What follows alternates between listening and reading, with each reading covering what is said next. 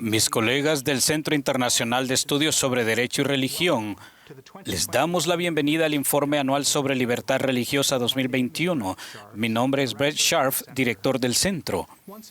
Una vez más, y esperamos que sea la última vez que nos reunamos en línea, en vez de hacerlo en persona, pero esperamos que este formato vuelva a facilitar la presencia de un público más amplio que el habitual en todo el mundo. Creemos que este año tenemos preparado algo realmente especial, empezando por los discursos de Peter Weiner, uno de los principales intelectuales públicos de nuestro país sobre cuestiones de libertad religiosa y el papel de la religión en la plaza pública, seguido por el elder Dale G. Redland y nuestra propia hermana Ruth Redland. También ofreceré una actualización del trabajo de nuestro centro sobre la dignidad humana y la identidad religiosa. La hermana Asmauddin nos dará el entendimiento y el elder Whitney Clayton, quien fue presidente del Quórum de los 70. También yo brindaré un informe acerca de la dignidad y de la religión. Mañana también tendremos un panel que hablará acerca del nacionalismo y patriotismo con expertos de una amplia variedad de orígenes y también analizaremos el discurso reciente del presidente Dallin H. Oaks en la defensa de nuestra divinamente inspirada Constitución. Terminaremos con un resumen del Tribunal Supremo sobre los casos de dicho tribunal, de los cuales se decidieron en el último año, centrándose en casos que equilibran la libertad religiosa y el derecho a reunirse con la salud pública, así como lo que muchos observadores creen que es el caso de libertad religioso más significativo de los últimos 10 años, Fulton contra Filadelfia, sobre si una agencia de adopción católica puede operar de forma coherente con la fe católica. Hace unas semanas analicé con nuestros 15 estudiantes de Derecho que acaban de terminar su primer año sobre lo que sienten al salir después de más de un año de la epidemia de coronavirus. Como pueden imaginar, hubieron varias respuestas, incluyendo preocupación, cautela, fragilidad e intranquilidad. Otros describieron sentimientos de confusión, preocupación, cansancio o agotamiento. Otros se describieron con optimismo y listos para ir a las fiestas. Una palabra que me viene a la mente es amplificación.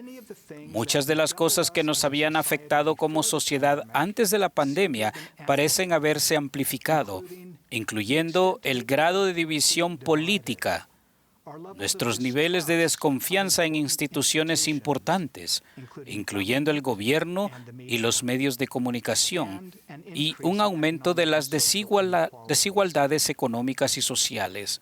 Por otro lado, también hemos visto cómo se amplifican las características positivas de nuestra sociedad, como nuestra voluntad de sacrificio por el bien común, los innumerables actos de servicio silencioso e incluso de heroísmo por parte de nuestros trabajadores de la salud de primera línea y otros, y el aumento de la atención a las cosas que más importan, tales como la familia y la fe.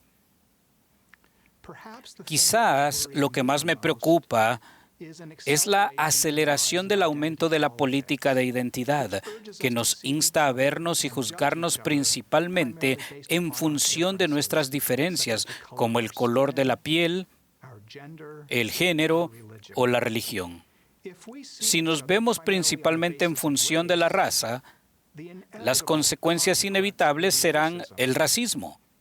Si nos vemos principalmente en función del sexo o género, las consecuencias inevitables serán el sexismo. Si nos vemos principalmente en función de nuestra religión, las consecuencias inevitables serán la discriminación religiosa. El reto de vernos profundamente en nuestra complejidad y con conciencia de nuestras diferencias, al tiempo que mantenemos valores como la igualdad, la no discriminación y el debido proceso, se ha vuelto bastante difícil. Como comentaré más adelante, el concepto de la dignidad humana para todos, en todas partes, nos anima a vernos unos a otros en nuestras múltiples identidades, a la vez que nos ofrece el camino para salir del fango de las políticas de identidad. Estoy seguro de que los oradores de los que aprenderemos durante los próximos 2 días nos brindarán una serie de estrategias valiosas para ayudarnos a recorrer los tiempos difíciles en los que vivimos. Una vez más, bienvenidos a la reunión anual sobre la libertad religiosa.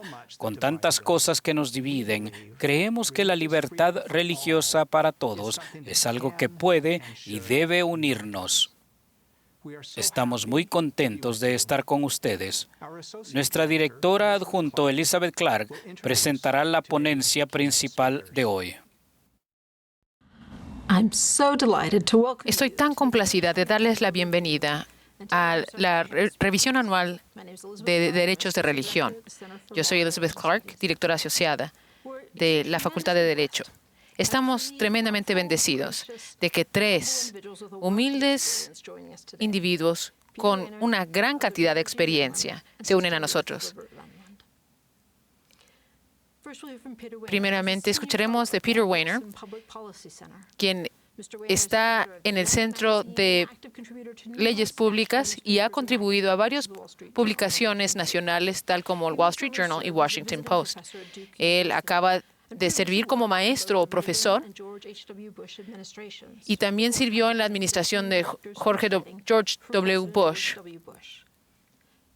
Él también estaba a la cabecera de iniciativas estratégicas en el 2002, donde él habló de varios temas en cuanto a la política doméstica. Ha escrito varios libros, incluyendo La muerte de la política y Cómo sanar el país después de Trump, 2019. Escucharemos el elder y hermana Renlund. El elder Dale G. Renlund ha servido como apóstol en el Quórum de los 12 Apóstoles de la Iglesia de Jesucristo de los Santos de los Últimos Días desde octubre del 2015. El elder Renlund había servido en áreas como Suecia, Sudáfrica y muchos otros países. Antes de ser llamado a su discipulado en la Iglesia, él era un profesor de medicina y director de medicina en el Departamento de Trasplantes Cardíacos. Él recibió sus doctorados de la Universidad de Utah y entrenamiento adicional de la Universidad de Johns Hopkins. La hermana Ruth Renlund recibió su título universitario de la Universidad de Utah y un jurisdoctorado de la Facultad de Leyes de la Universidad de Utah. Ella practicó las leyes públicas, trabajó en la Fiscalía General de Utah y también fue la primera mujer presidente de la Fiscalía del Estado de Utah. Y estamos muy agradecidas que ella continúa aplicando su experiencia legal en nuestro Centro Internacional de Estudio de Derechos y Leyes. Gracias.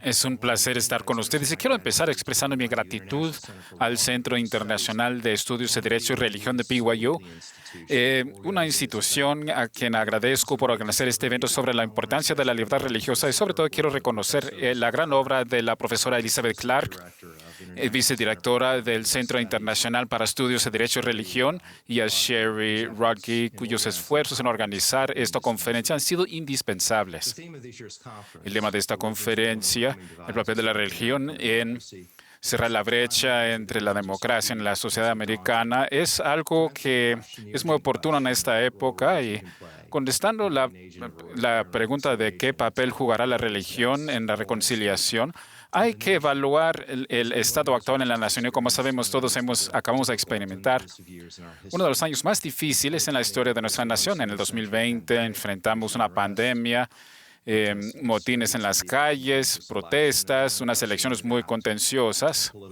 y algo sin precedente, la violencia política en la que se realizó un ataque contra la sede de la democracia, el edificio del Capitolio, de parte de personas que no aceptaban el resultado de unas elecciones justas y luego hubo el uso de mascarillas y el distanciamiento social que se politizaron como una expresión de la guerra cultural de Estados Unidos. Así que estamos viendo grandes divisiones en los Estados Unidos y quienes observan dicen que la nación enfrenta el peligro mayor a su cohesión desde la guerra civil y autoridades en ambos partidos desfavorecen muchísimo las opiniones del otro partido político. Son sentimientos de frustración, enojo, ira y miedo. Y tanto demócratas como republicanos dicen que los del otro partido son hipócritas, egoístas, que no aceptan las opiniones de los demás y que no están dispuestos a socializarse de manera bipartidista. Estas tendencias sucedían antes de que llegara el COVID-19. Así que hay algo más allá que tiene que ver con nuestra alma, nuestro espíritu y propósito, una ruptura en las relaciones humanas. Y como dijo un amigo mío, hay un sentimiento de que nos estamos atacando unos a otros. No hay ningún sentido de orgullo de formar parte de algo, ningún sentido de pertenencia. Los científicos sociales ahora hablan de la ruptura de los Estados Unidos, es decir, existe ahora una clase superior y una clase inferior con muchas divisiones. En donde los ricos viven, la gente vive en culturas distintas, los ricos viven con los suyos y ignorantes de cómo se vive en la mayoría de los americanos, y los pobres sufren problemas en las comunidades. Y esa divergencia pone en peligro el éxito del experimento americano. Quiero enfocarme en la iglesia cristiana en general y particularmente en la experiencia evangelista, ya que ese es el mundo que más conozco, la comunidad confesional donde he pasado la mayor parte de mi vida, y además constituyen el 25% de la población estadounidense. Es importante destacar que existen millones de cristianos que realizan una labor impresionante para cuidar de los que viven en las sombras de la sociedad, sanando las heridas. Y la mayoría de los cristianos que conozco son personas, buenos ciudadanos, y siento una deuda hacia la gente de fe cristiana que me han moldeado y me han ayudado en tiempos de dificultad. Pero en cuanto a nuestra vida en común, como una sociedad cívica, nuestra vida política, ha surgido una ruptura, y voy a ir más allá. Gran parte de lo que han realizado los cristianos evangelistas está dañando nuestro tejido cívico y está destruyendo nuestro testimonio público del cristianismo. La forma en que los cristianos participan en la política es preocupante, y para hablar de una sola cosa sería lo siguiente. Hay demasiados casos en los que aún los evangelistas subyugan a la fe cristiana al tribalismo político, y al hacerlo utilizan métodos y medios que fundamentalmente van en contra de lo que llamó el teólogo americano Eugene Peterson la manera de Jesús. Dijo que los evangelistas están enamorados de Jesús, pero no de los métodos que emplea Jesús. Y no se trata de afirmar ciertas creencias o dogmas, sino seguir a Jesús, haciendo las cosas a la manera de Él. Y eso se aplica en todas nuestras vidas y en cada aspecto, incluso en el aspecto político. No podemos, según Peterson, subyugar la manera de Jesús, porque la manera de Jesús y la verdad de Jesús deben ser congruentes. Lo que está sucediendo es congruente con lo que dice un teólogo acerca de la religión. Su propósito es fomentar solidaridad. Ahora, esta no es la opinión mía en cuanto a la fe, pero en las circunstancias actuales, en vista de lo que ha sucedido en ámbito público en los últimos 10 o 5 años, no es una conclusión poco razonable. Yo conozco a una persona que pasó tiempo con 14 estudiantes de ciencia política. Me escribió diciendo que la mayoría se sentían mucho menos dispuestos a identificarse con los evangelistas, y no por tener una crisis de fe, sino más bien, según dijo él, porque estaban hartos de la forma en que los evangelistas mostraban su autoridad moral. He escuchado de pastores que han descrito como lo que está sucediendo, que es una catástrofe generacional mayormente porque los jóvenes perciben a la fe como un instrumento de división en nuestra democracia en lugar de un instrumento de sanación. Por ende, mi preocupación es que muchos cristianos no estén ofreciendo soluciones a las peores tendencias de la sociedad, sino más bien las aceleran. Hay que voltearlo. Los seguidores de Cristo deben encender velas en lugar de condenar a la oscuridad. Y hay muchas cosas grandes y pequeñas que se pueden hacer, muchas en el ámbito político y otras no, pero se aplican a la sociedad y en general. Y he aquí algunas sugerencias de cómo la fe, y sobre todo la fe cristiana, puede ser una fuerza para sanar a la sociedad americana y fortalecer a la democracia estadounidense. Y primeramente debemos mostrar que tomamos en serio la antropología cristiana. Lo que me refiero es que debemos mostrar al mundo que nos observa de una manera persuasiva de que somos hechos en la imagen de Dios. Y también lo son aquellos con los que tenemos grandes desacuerdos. Por ejemplo, el término en latín, imagio Dei, es imagen de Dios, proviene de Génesis, y esa escritura implica que somos hechos en la imagen de Dios en el sentido moral e intelectual, y que cada uno tenemos un valor inestimable y una dignidad inherente. Hay cualidades especiales de la naturaleza humana que permite a Dios manifestarse en cada uno de nosotros. Y lo que distingue la participación cristiana en la vida política es cuidar a todos, los que estén dentro de nuestras tribus políticas y los que se encuentran afuera. Nadie debería quedar afuera y no se le debería de considerar forastero o extranjero. Hay que incluir a los pobres, los desposeídos, los maltratados, el forastero que viaja en el camino rumbo a Jericó y que está herido. Imagínense cuán mejor sería el mundo si nos enfocáramos en eso, y además debemos escuchar a fin de aprender, no solamente escuchar para poder responder. Sabemos que para comunicarnos con éxito con las personas que tienen opiniones diferentes a las nuestras, hay que ayudarles a que se sientan que se les escucha. Y no se trata de dar una lección a la gente, y eso no ayuda que insultar a los demás o deshonrarlos o atacarlos. Hay que mostrar un interés verdadero en los demás, lo cual edifica la confianza y a la vez construye puentes. Pero va más allá que eso. Existe tal cosa como la sabiduría colectiva, y que nos conviene más si contamos con personas que perciben al mundo de una manera un poco diferente que nosotros. Como dice en el libro de Proverbio, hierro con hierro se afila. Tenemos que entender que hay gente que tiene las cosas de una manera disimilar a nuestro modo de pensar. Debemos salir de nuestras burbujas teológicas de vez en cuando, y también debemos ver a las personas con las que estamos en desacuerdo de una manera diferente, porque no todos somos obras completas. Y como se ha dicho del Papa Francisco, que es evangelista, no es activista, y cree en el encuentro y no en la confrontación. Y además hay que también saber cómo estar de acuerdo de una manera sana. Todos podemos mejorar y hay que procurar el aprendizaje más bien que la conquista. Y C.S. Lewis y otro poeta que se llama Barfield podrían ser amigos, y según Lewis, el primer amigo es el alter ego, la persona que primeramente le revela a uno que uno no es el único en el mundo, que uno se extiende, y para compartir todos sus deleites secretos. No hay nada que se pueda vencer en hacer de esa persona su amigo. Juntos son como gotas de lluvia en la ventana. Y la segunda persona es la persona que está totalmente en desacuerdo. Es como el anti-uno. Claro, comparte sus intereses, de otro modo no sería un amigo, pero hay que tratarlo desde una perspectiva diferente. Él ha leído todos los libros correctos, pero ha sacado las conclusiones erróneas de todos. Es como si hablara su idioma, pero no lo pronunciara bien. ¿Cómo podría casi estar en lo cierto, pero invariablemente no estar en lo cierto?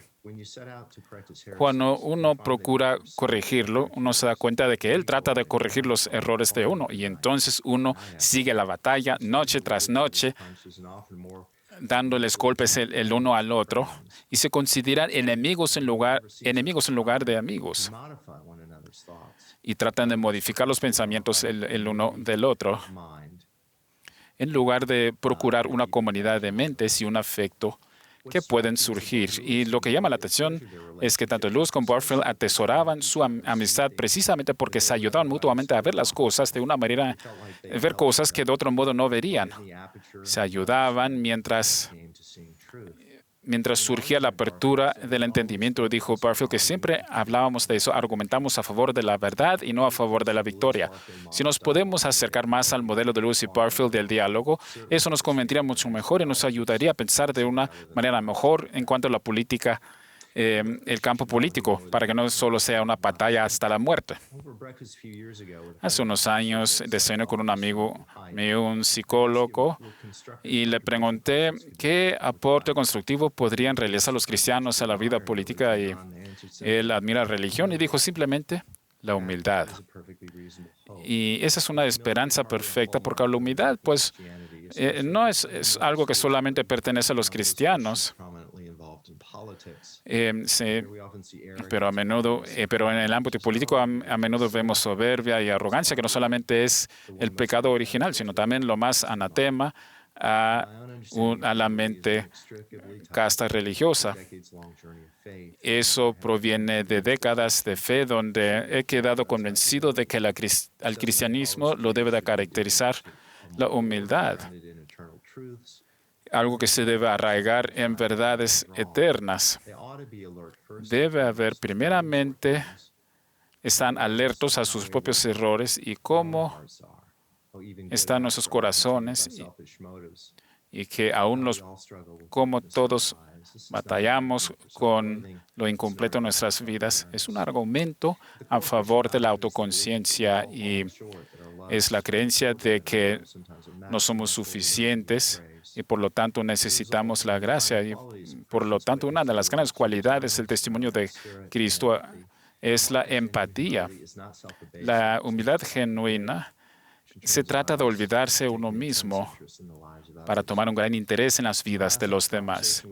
En mi última conversación con él, antes de que muriera en el 2015, Steve Heiner era una gran influencia en mi vida y lo dijo muy bien. Dijo, creo en la verdad objetiva y en nuestra habilidad de percibir la verdad. A lo que él se refería, me parece, es que el mundo es muy complejo como para creer que lo hemos dominado en todos los sentidos. No quiere decir que uno debe vivir en un estado de duda perpetua, porque si lo hiciéramos, jamás podríamos hablar a favor de la verdad moral y la justicia, pero sí quiere decir que estamos conscientes y que lo que sabemos es incompleto. Y es ver a través de lentes oscuros, como dijo Pablo en su epístola a los Corintios. Solamente lo conocemos en parte. No es que la humildad sea algo único a los cristianos, sino que los cristianos lo consideran importante. Nadie ve la verdad en su totalidad.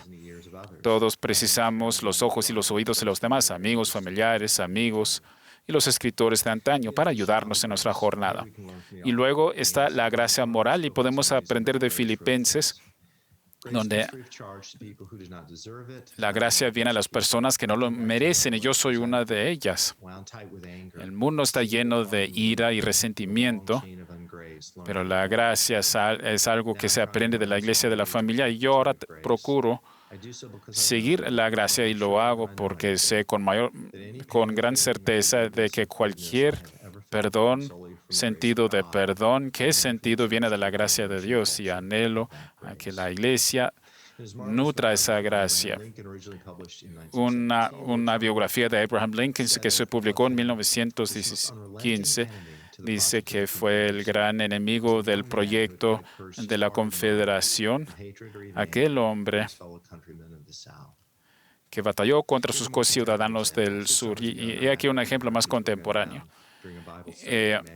Hace unos años atrás, un asesino mató a 14 afroamericanos en una iglesia en Carolina del Sur y después se permitieron a sus familiares hablar en el tribunal al asesino y hablaron de manera honesta y franca sobre su dolor y perdonaron a aquel que había matado a sus seres queridos. Y esos cristianos mostraron cómo puede resultar el perdón y no solamente en sanar, sino también en efectuar el cambio político. Y la gobernadora de Carolina del Sur, Nikki Haley, autorizó que se bajara la bandera de la Confederación de los recintos públicos. Y hubo personas que cambiaron de mente después de grandes actos de gracia. La división cedió a la unidad, elevando así el espíritu de todas las personas que los rodeaban. La distinción cristiana más grande no es el ejercicio del poder, sino la oferta de gracia. De nuevo, quiero hacer hincapié en que ofrecer gracia y escuchar a los demás y mostrar humildad al hacerlo, no debemos ser indiferentes en decir la verdad y de ser mentirosos a los mentirosos o criticar a lo que merece de crítica. Los cristianos no son llamados a ser pasivos al enfrentar la malicia. Hace unos años atrás, Mark Labberton dio una lección, Crear hermosura en el exilio, y me ayudó a ver las cosas de una manera distinta que las había visto en el pasado. Y en su lección ofreció una manera distinta para los cristianos que se perciben como alguien que vive en una tierra prometida y que quieren reclamar esa tierra, y para que vivan una vida exílica distinta. Se trata de entender nuestra situación y nuestra postura y nuestro propósito. El profesor Lafferton habla de lo que quiere decir vivir como un pueblo en exilio, tratando de amar de maneras inesperadas y mirando al enemigo como el forastero y acercándose a él en lugar de alejarse de él. Preguntó, ¿cómo es la vida de fe en un mundo de miedo? Y habló de personas que participaban valientemente con el mundo y una mujer que perdió 41 parientes en la guerra civil de Ruanda y, sin embargo, ofreció gracia en lugar de resentimiento y odio. Y la mujer, su gente que tejieron cobijas hermosas, mostraron que hay un lugar para la hermosura aún dentro del contexto de la violencia, y la iglesia que enseñaba verdades acerca de la sexualidad humana también atendían a las víctimas del SIDA, fomentando así confianza. Un estudiante afroamericano testificó acerca de la realidad racial que él enfrentaba y que no percibían los demás, y un egipcio en una universidad después de los asesinatos de parte de la ISIS. Y otros que celebraron Mark Lafferton concluye su lección de la siguiente manera. Dijo que la razón por la que es tan crítico esto es que despierta en nosotros de lo que decía Fujimori. En lugar de hablar de una guerra cultural, hablar del cuidado cultural, que es una expresión de la vida fiel en exilio. ¿Cómo llegamos construyendo casas, buscando justicia?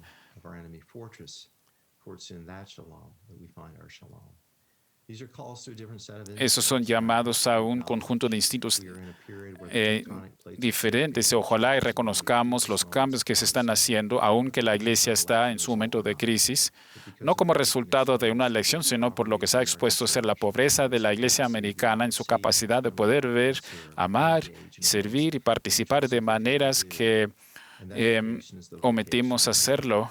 La vocación que se debe de recobrar y debe convertirse en una acción real y tangible. Terminaré con un último pensamiento. He pensado toda mi vida en la política y no me arrepiento de haberlo hecho ni por un momento. Y entiendo las desventajas de la política y simplemente hay que decir que es un emprendimiento humano como cualquier otro, pero es algo que importa y importa la fe de la gente. Y la razón por la que la política, al fin y al cabo, después de todo, se trata de procurar la justicia, aún de manera imperfecta, porque la justicia siempre importa. Así que yo animo a los demás y sobre todo a la nueva generación que no se retiren de la política, sino que encuentren una manera mejor de abordarla. El movimiento del cambio cultural requerirá que los cristianos hablen a favor y abroguen a favor de la excelencia moral. Requerirá que los cristianos sean menos temerosos y más esperanzados, menos ansiosos y más confianzados. Los cristianos deben participar en la vida pública de una manera que inspire confianza. Debemos ser fieles. Se trata de ser fieles y no exitosos. Así que hay que estar dispuestos a hablar a favor de la verdad, procurar el bien No comprometan su integridad a cambio del acceso al poder y utilicen las mismas normas éticas, aplíquenlas a las personas de su propio partido político a los de los demás. Y como dijo Martin Luther Jr., la Iglesia no es el maestro ni el siervo del Estado, sino su conciencia debe ser una guía y una crítica del Estado, pero nunca su herramienta. Y agradezco a los que, por causa de su fidelidad y amor a su país, han actuado de acuerdo a su conciencia. Muchas gracias.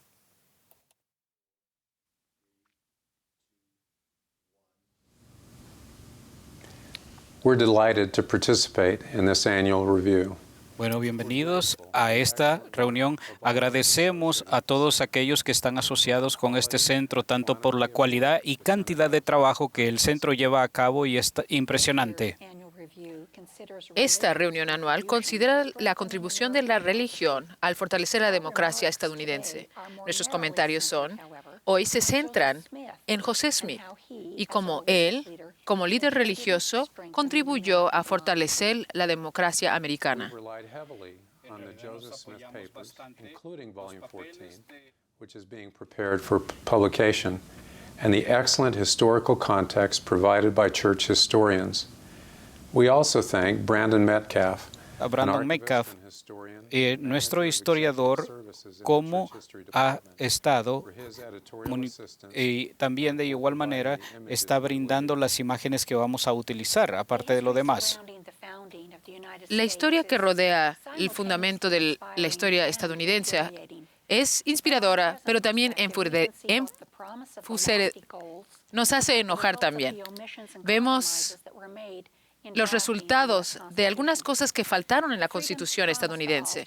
Las libertades prometidas a todas no están disponibles para todas. La libertad que se proclamaba para todos no fue enforzada para todos y la seguridad para todos no fue protegida para todos. Muchos han experimentado estas contradicciones. Entre ellos estuvo José Smith, el profeta de la restauración de la Iglesia de Jesucristo en estos últimos días, y también los miembros al principio. A pesar de las garantías en la Constitución estadounidense del poder ejercer la religión que se desee y de reunirnos en manera pacífica, los santos no podían reunirse sin tener algún tipo de interferencia y sus derechos no eran protegidos en su religión. Una y otra vez, cuando José Smith acudía a las personas gubernamentales con sus derechos para él y para sus santos, se le rechazaba. El interés en su religión no era algo teórico, pero sí era algo que vivía a través de la experiencia y fue dirigido por la Iglesia que restaurara la Iglesia de Cristo. Sin ejercitar la libertad de religión, no se podían reunir de manera en paz. Los miembros de la Iglesia se les impidió que se pudieran reunir en un lugar geográfico que ellos escogieran, ya que se les evacuaba todo el tiempo. A pesar de todo esto, la membresía de la Iglesia aumentaba, desde Nueva York a Ohio y de Missouri a Illinois. Las persecuciones y los arrestos ilegales con otros líderes y con José Smith sucedieron. En Missouri, los santos de los últimos días, los hombres adultos tenían los requisitos para participar en las votaciones, pero hubo mucha contención relacionada con los santos que votaban en Missouri. Missouri se sintió amenazado por el número de santos de los últimos días y la habilidad que podían controlar las elecciones. Otro punto de conflicto fue la oposición a la esclavitud. Con la anticipación de los votos, ellos iban a votar para no haber esclavitud. Entonces hubo mucho problema con los ciudadanos de Missouri y de igual manera con miles de miembros de los grupos militares y hubieron muchas personas que quedaron sin hogares y sin amigos. Así que cuando José Smith hizo una petición, el presidente le dijo: su causa es solo una causa, pero yo no puedo hacer nada por usted. Cuando estuvieron en Illinois, los números de los santos creció a 25,000 y sus votos no eran contados. La política regional y nacional tuvo mucho que ver en la vida de José Smith durante las elecciones de 1843. En preparación para las elecciones congresionales, el candidato Cyrus Walker y el candidato Joseph P. Hogue pasaron mucho tiempo haciendo campaña en Nauvoo, tratando de asegurar el voto de los santos, dado que José Smith anteriormente había dicho que votaría por Walker, uno de los abogados personales de José.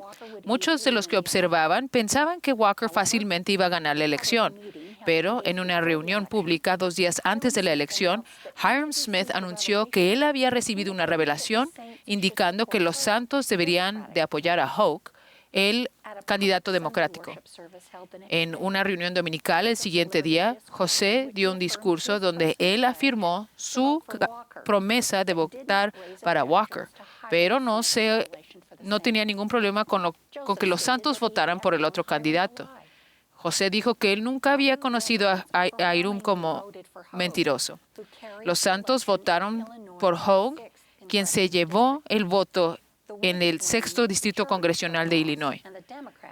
Y los demócratas no estaban muy contentos con el apoyo de José hacia el otro candidato.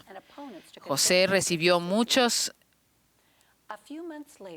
mensajes de descontento de muchos de los candidatos y después los 5 candidatos para la presidencia estadounidense se les preguntó qué harían ellos para ayudar a los santos.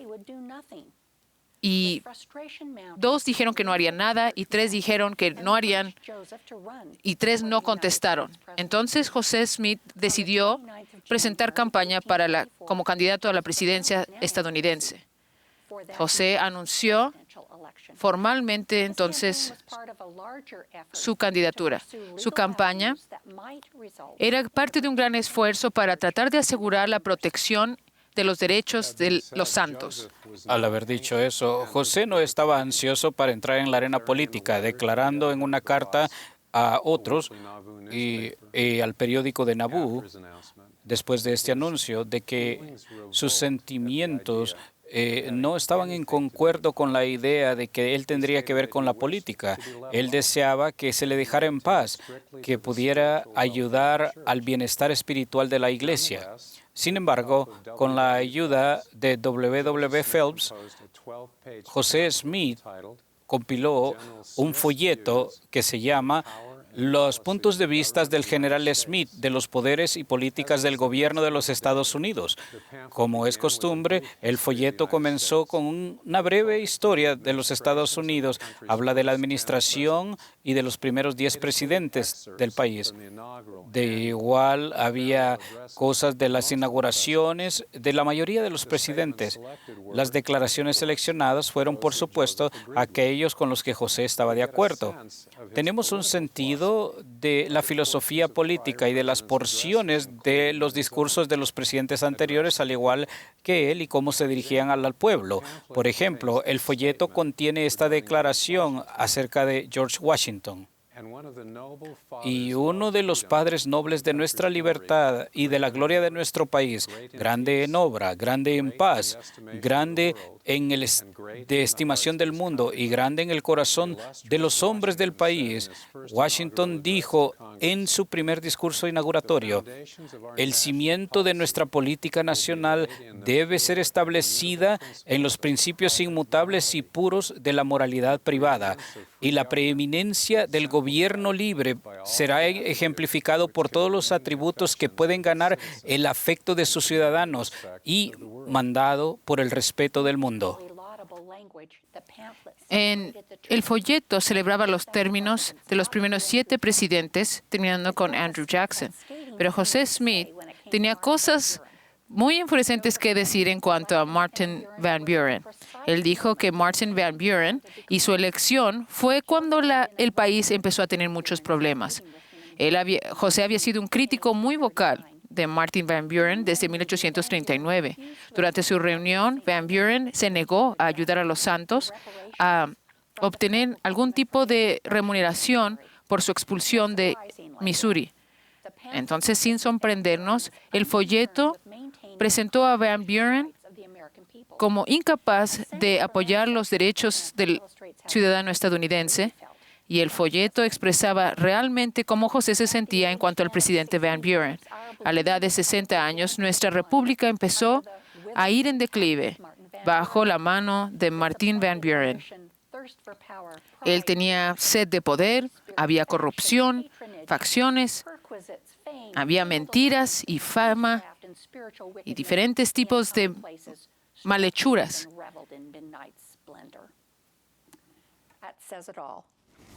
Eso lo dice todo.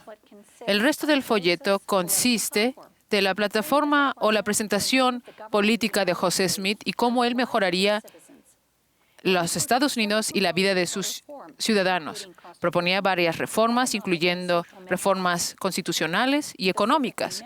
Específicamente se mencionan los derechos a las minorías, un banco nacional, el sistema de justicia, el negar la esclavitud y el expandir el territorio.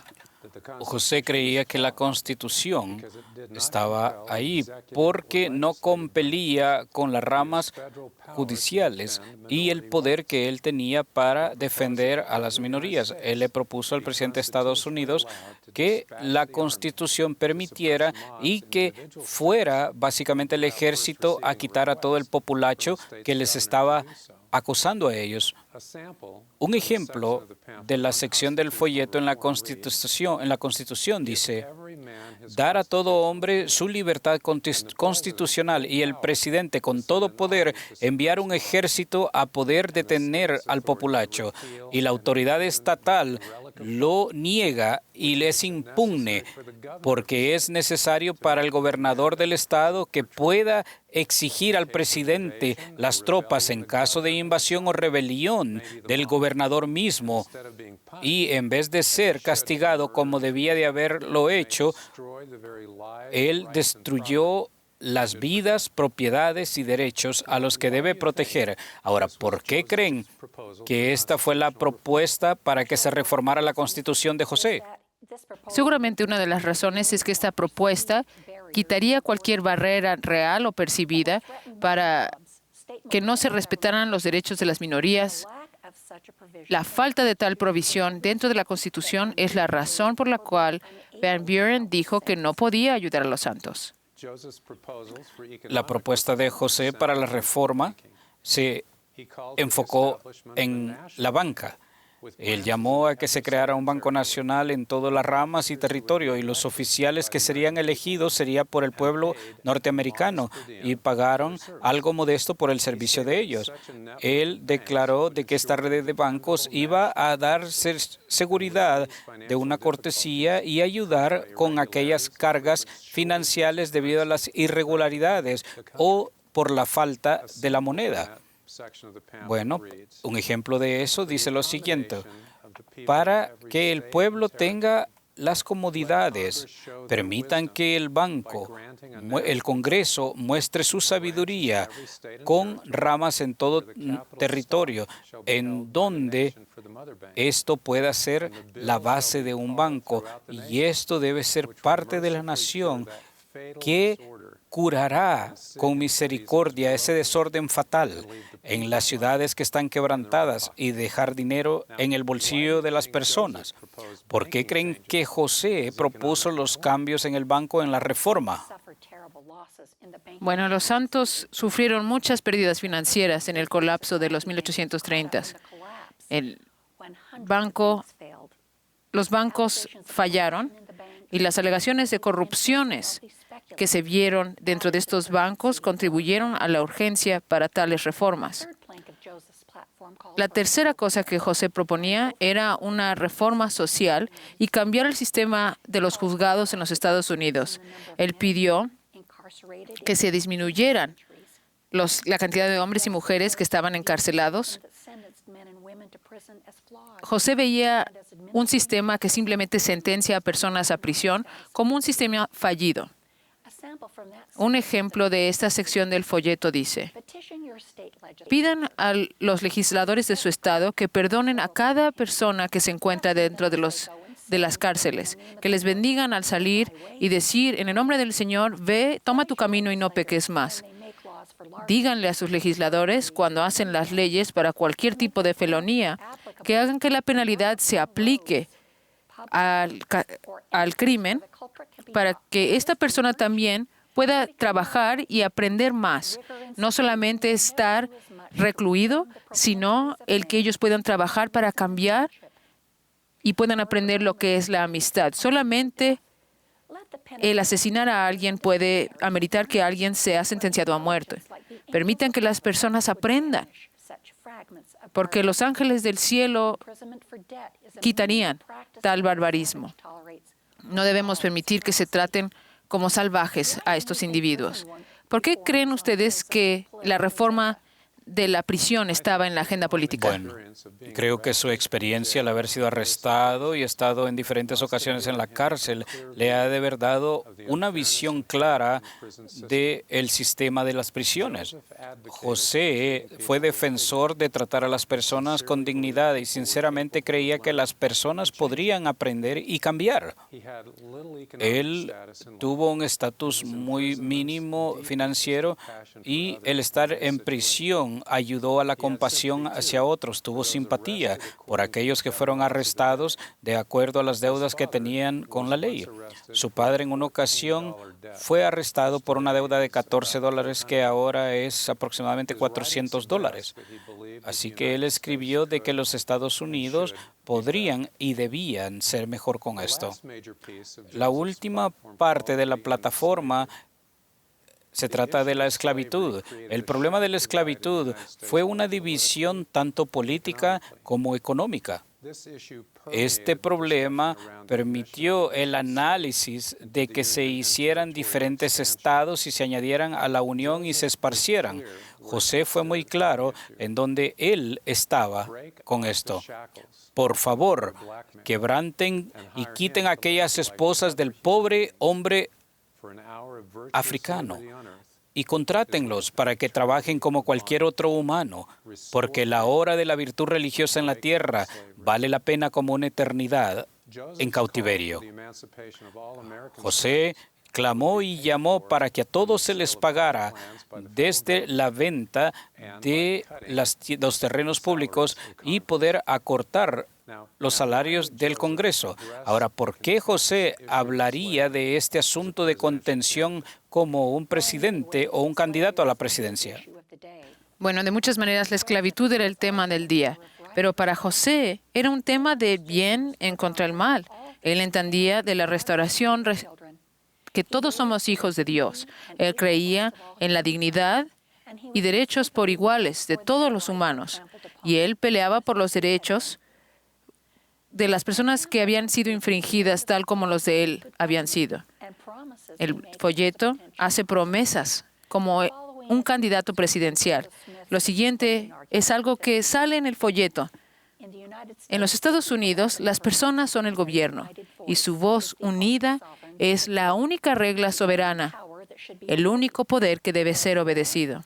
Dado esto, si yo fuera presidente de los Estados Unidos, por la voz de la gente virtuosa, yo honraría los convenios de la libertad proclamada por los padres.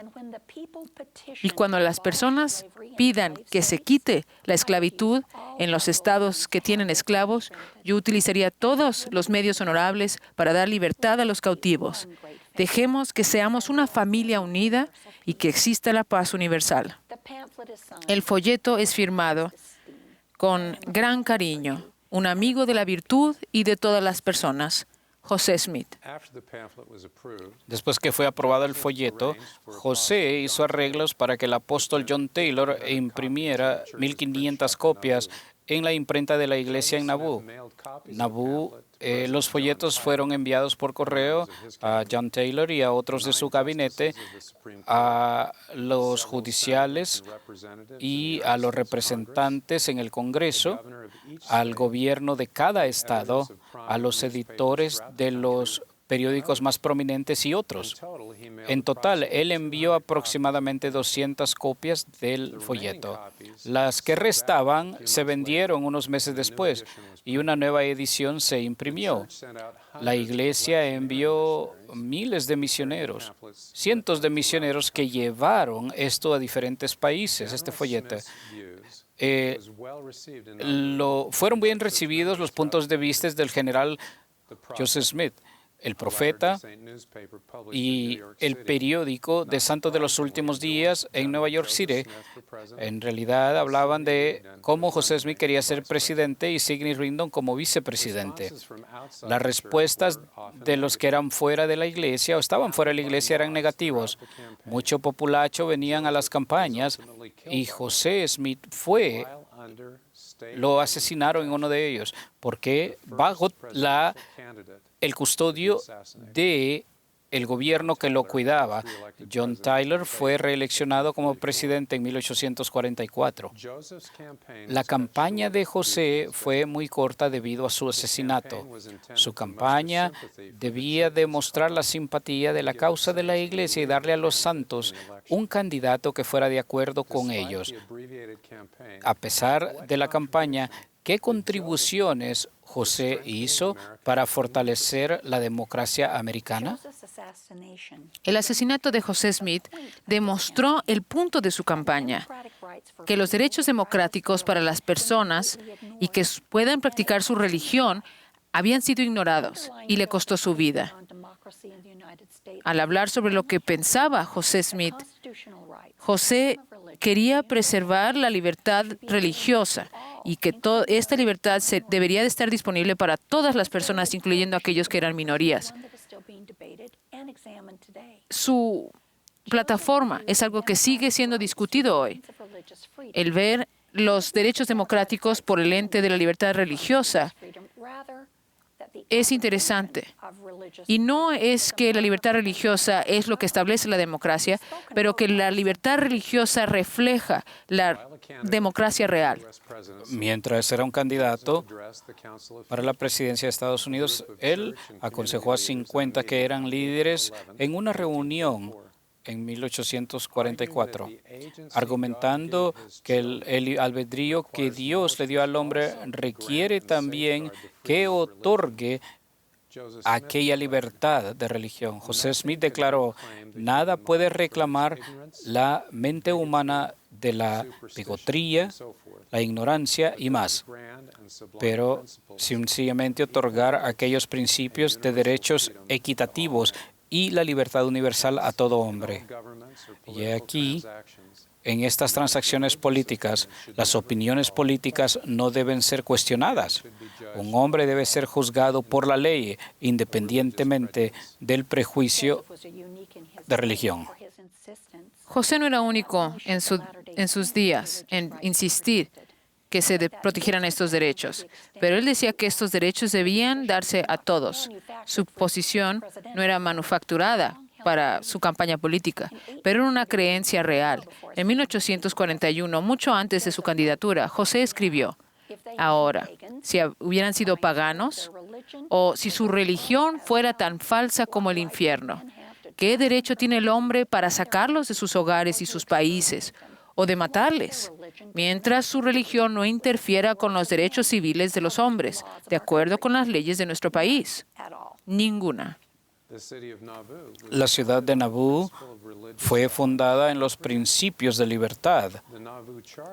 Ahora, el capítulo de Nauvoo dice: ser ordenado por el Consejo de la Ciudad de Nauvoo, que todos los católicos, presbiterianos, metodistas, bautistas, santos de los últimos días, los cuáqueros y los universalistas, los unitarios, los musulmanes y todas otras sectas y denominaciones de lo que sea, deben de tener la libertad de tolerar y ser tolerados en esta ciudad, y cualquier persona que los ridicule, abuse o cualquier otra cosa que los desprecie en consecuencia o debido a la religión, o que interrumpan cualquier reunión dominical dentro de los límites de esta ciudad, será presentado ante la corte o, si no, ante el gobernador, y ser encontrado que no se le multe más de $500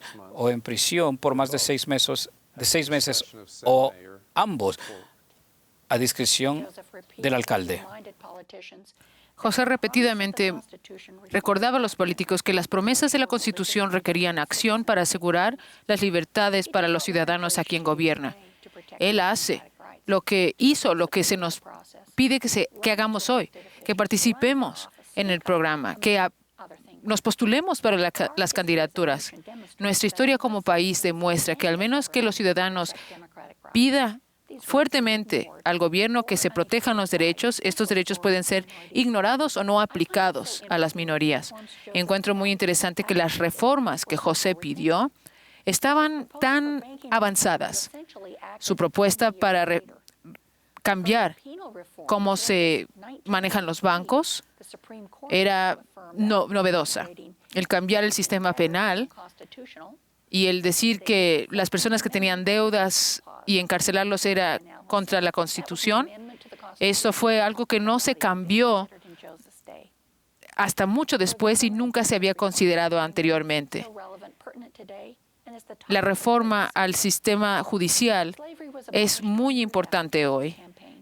La esclavitud fue quitada 20 años después de que José lo pidió y tomó una guerra civil para que esto sucediera. Como país, aún estamos debatiendo cómo aseguramos las promesas de la Constitución para todos. José apoyó el proceso que votarían en contra a lo que tal vez él deseaba. Él tomó el principio tal como debía ser. Cualquiera que cualifique bajo la ley de participar debe ser alentado a hacerlo, especialmente las minoridades, las religiones o otros. Él quería que el proceso democrático fuera para todos. Entonces, y ahora, los santos de los últimos días desean los derechos democráticos que se prometen en la Constitución, que sean más que solamente un mito. Como una persona evangélica teológica dijo que los santos de los últimos días en Estados Unidos sencillamente quieren un lugar en la mesa. José, al poder estar en la candidatura, en realidad hubo muchos que resaltar para la protección de los derechos democráticos de la nación. Estoy tan agradecida por José Smith y su papel tan profético en restaurar la Iglesia de Jesucristo de los santos de los últimos días de la tierra. Y tengo un respeto nuevo por él, por ser campeón de la libertad religiosa y las leyes constitucionales. Sus esfuerzos son inspiradores. Estoy tan agradecida del legado que tiene nuestra Iglesia de promover los derechos para todos. José Smith hizo todo lo que podía para establecer la iglesia restaurada en la tierra. Esto incluyó que él tomara la posición de poder reparar las cosas que se parecían estar quebrantadas para él. Él sí fue el profeta de Dios en ese tiempo y él dirigió la iglesia lo mejor que él pudo.